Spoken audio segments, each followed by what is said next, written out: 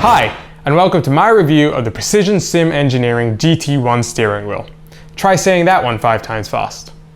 The GT1 and the sister GT3 are both based on the Sparco P310, which is a very common rim in a lot of GT cars of old, and as you can guess from the name, is a 310mm diameter rim. In this review, I'm going to quickly go over some of the pros and cons, and also tell you about some things that are specific to the wheels that you're going to have to decide if it's going to make a difference to you or not. Before we get into the specifics of this wheel, I wanted to quickly talk about Precision Sim Engineering as a company in general. I think a lot of people might look at the prices of the wheels and just assume that they are made for people with more money than sense. And while that might be true in my specific case, most of Simon's business in the past has not been direct to consumers. In fact, he didn't even have a website until late last year. Most of Simon's business in the past has been to a high-end simulator company, like Visaro for example, who will go on to resell his wheel with an entire bundled simulator. The other place you may have seen his wheels before are when simulator companies bring their rigs to expos or even race weekends. In these situations, the rigs are often used by hundreds if not thousands of people over the course of a weekend, and the wheels need to be able to withstand all kind of abuse. I haven't heard of any of these wheels ever breaking down on people, and so the price reflects the quality of the engineering that has gone into them. So now let's move on to some of the pros and cons of this wheel. I'm going to sprinkle in some driving footage, which is going to include the Corvette C7 Daytona prototype at Mosport, the Ford Fiesta Rallycross car at Iowa Speedway, and the Audi R18 LMP1 at Nürburgring GP, all within iRacing.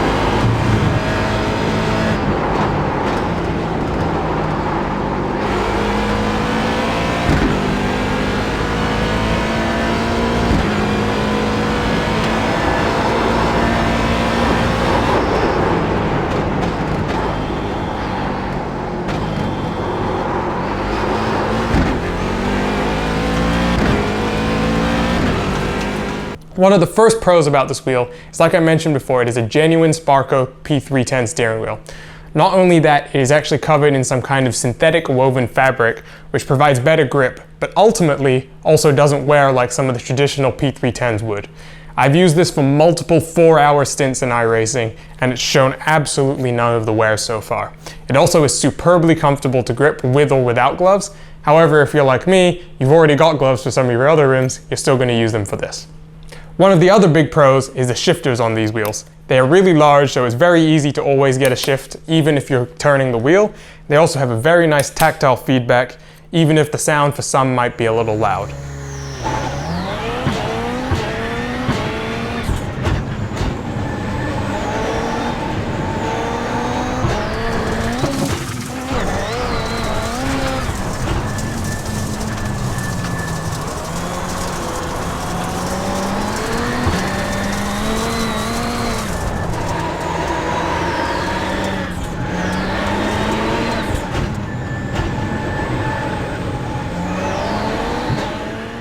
Sticking to the back of the wheel, one of the other pros is this threaded hub that Simon builds on all of his wheels. It makes attaching a quick release very simple. There's no need for an additional nut or anything. All you do is screw it directly into the hub itself.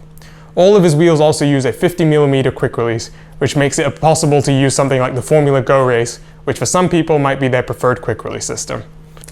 Another pro is that there's only one cable needed for both the screen, LEDs, and all the buttons. This is opposed to some other screens which may run on some other software that will use 2 separate plugs, one for all the buttons and one to power the screen itself. As you can see from some of the driving footage, the buttons on this wheel actually light up, which make it a much more enjoyable experience if you're like me and have a child on the inside who's really driving for you. Additionally, all the buttons are very easy to use even when you're turning the wheel, especially when you compare it to something like the Fanatec BMW GT2 steering wheel, where you actually have to take your hands off the wheel to use some of the buttons, at least for me, but I do have quite large hands.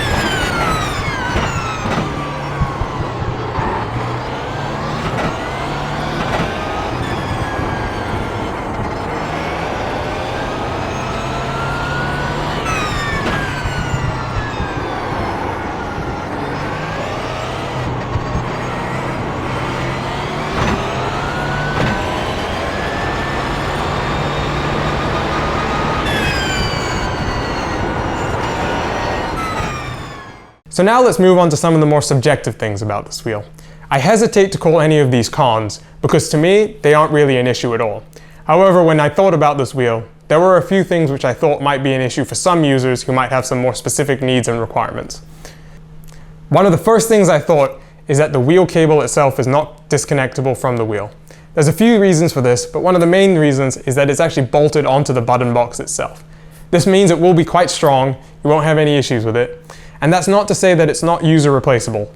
Simon does include a replacement cable when you first order the wheel, and I'm sure if you ever had any issues, he'd be more than willing to help walk you through how to replace it. It doesn't look too hard from what I've seen myself. However, if you're someone who might be mounting your wheels on the wall, for example, or any other kind of situation where you don't want the cable to be around when you're trying to keep the wheel somewhere else, then this might be a small inconvenience to you. Something else that you're going to have to consider is that this specific screen on this wheel is powered by Fana LEDs. That does mean that it has support for most major titles, and I found that, especially for Codemasters games, all I have to do is message Simon and I can get a new version within the same week of release. However, it only has 3 default screens, and these are only customizable through actual configuration files. There is no GUI or any type of sharing software to allow you to further customize the information on the screen. Now, if you're like me, I don't really want more information than what is already provided in the default screens, which I'm going to quickly show you now. However, if you want more information, and you're someone who is used to something like a Z1 dashboard, this might be a bit of a concern to you. However, Simon is actually working on his own dash, which is based on the USB-D 480 screen, and that will be running on Z1 Dashboard or JRT or any other kind of software you can think of like SimHub. That will be coming out in the future, but for right now, this is perfect for me. If you don't have a button box or a keyboard handy, you might also be thinking that this wheel doesn't have enough buttons for you. Now, some others may be thinking, Arjuna, what are you talking about? It's got 8 buttons, 2 rotaries, and 2 toggle switches, so 16 total inputs. However, if you think about it, if you're playing something like Assetto Corsa Competizione, which you can map your fuel mix, brake bias, traction control, and ABS settings, that's already taken the 4 two-way switches and rotaries out of commission. Now let's say you want 2 buttons mapped to an ignition and starter, flashing headlights, pit limiter, that's 4 of your buttons gone already, so you're left with 4 additional buttons. That might not be enough for some users, however, at least for me within iRacing, it hasn't ever been a concern. In fact, I don't have most of the buttons mapped, and not really a big issue for me. However, might be something you want to do.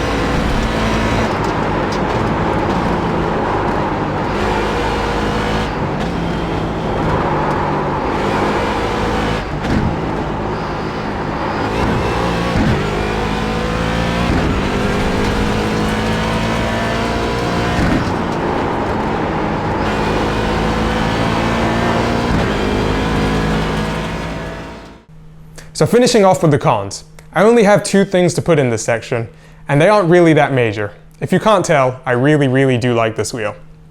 One of the big cons that you may be thinking is that it costs £1,500. Yes, £1,500. Now when you compare it to some other GT wheels on the market, maybe a Cube Controls GT for example, that retails for about $1,000 US dollars, not pounds, dollars. It is pricier, but it does have an included screen, and at the end of the day, this material on the wheel really is superb.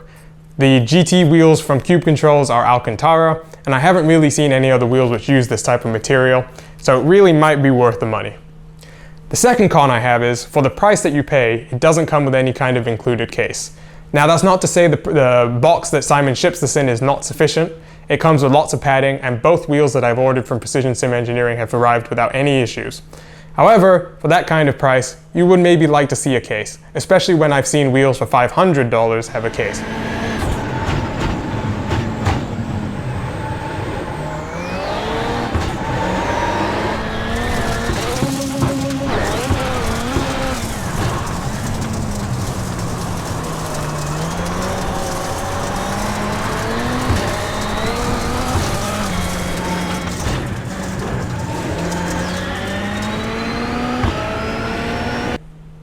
So that's the Precision Sim Engineering GT1 steering wheel. If you couldn't tell from this video so far, I really love this steering wheel. I've used it for both the Le Mans 24 hours and Watkins Glen 6 hours this year, and I'm pretty sure this is what helped me win. I did multiple 4-hour stints in Le Mans. I did one 4-hour 20-minute stint at Watkins Glen, and I never felt uncomfortable, and the wheel barely shows any use at all so far. I've used it in dirt rally, multiple things in iRacing like NASCAR, Rallycross, Porsche Cup Car, and it's really a versatile rim if this is one of the wheels you're looking for as your main rim to use on a daily basis. The only thing that I might consider changing is the screen. I might be interested in upgrading to the new standalone dash that Simon is working on that would be powered by something like Z1 dashboard. However, like I mentioned before, that isn't really a big deal to me. The reason for that is I don't really want to have too much information on that dash. I really want to just be able to look down, know where everything is, which is consistent from different cars, and then, get back to the actual matter at hand, which is driving. Now, if you're interested in this wheel, but you're balking at that price of £1,500, you might be more interested in the GT3 steering wheel. It's got everything the same as this wheel, just minus the LED screen. That retails for £900, and Simon also sells a wireless version of that wheel for £1,100. That doesn't work on Bluetooth, but instead has a USB transceiver to transmit data to the PC. It's been used in commercial settings since its release and has proven its reliability, especially compared to some of the Bluetooth wheels on the market. Overall, this is a fantastic steering wheel. It is truly versatile and will handle anything you throw at it. So if you're just looking for one single wheel for your new direct drive motor, this might be the wheel. You can attach it to an AccuForce, OSW, and even the new Fanatec Podium DD wheelbases using the new Fanatec Podium hub. You can even customize this a little bit. You can get a custom engraved plate like I did, or even change the color of the LEDs to suit your own preference. If you have any more questions about this wheel, just pop a comment in the section below and I'll make sure to get to it as soon as possible. If you liked the video, please make sure to thumbs up or subscribe to the channel if you want to see more content like this. If there's any other wheel or software or hardware you want me to review, please also put that in the comments and I'll see what I can do. Thanks for watching this video. See you next time.